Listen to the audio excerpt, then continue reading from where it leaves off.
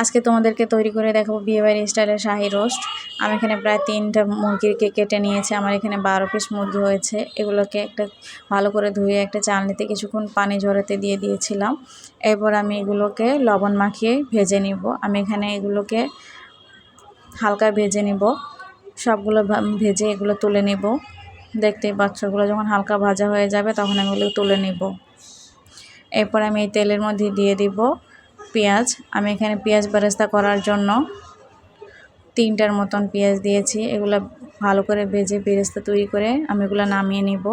এরপর এই তেলের মধ্যে দিয়ে দিব প্রায় 4টার মতন পেঁয়াজ ব্লেন্ডার করে নিয়েছিলাম, সেগুলোকে দিয়ে কিছুক্ষণ কষাবো।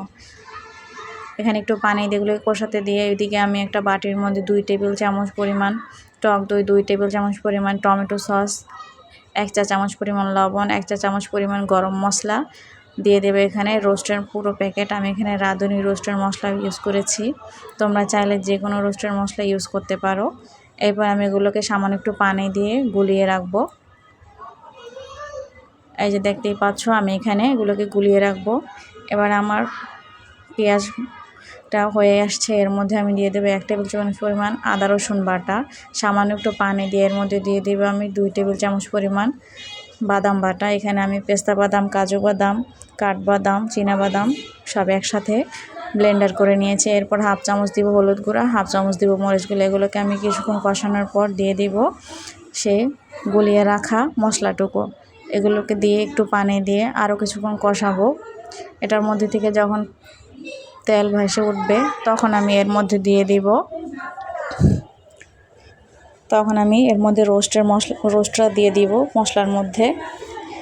এগুলোকে দিয়ে আরও কিছুক্ষণ কষানোর পর আমি এখানে দিয়ে দিব আধা কেজির মতন দুধ। আমি এখানে দুধটাকে আগে জাল করে রেখেছিলাম, গরম দুধটা দিব। এর মধ্যে দিয়ে দিব আরও 1/2 কাপের মতন পানি। এগুলোকে কিছুক্ষণ অল্প আঁচে রান্না করব।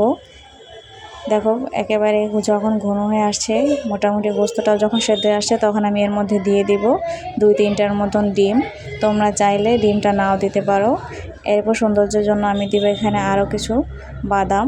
এরপর দিয়ে দেব 2 টেবিল চামচ পরিমাণ ঘি, দিয়ে দেব আমি এখানে কিছু গুঁড়ো দুধ। এরপর আমি যে ভেজে রেখেছিলাম পেঁয়াজ বেরেস্তা, সেগুলোকে দিয়ে দিব। ব্যাস তৈরি হয়ে গেছে শাহী রোস্ট। এগুলো একেবারে বিয়েবাড়ি স্টাইলের রোস্ট। এভাবে একবার তৈরি করে দেখতে পারো।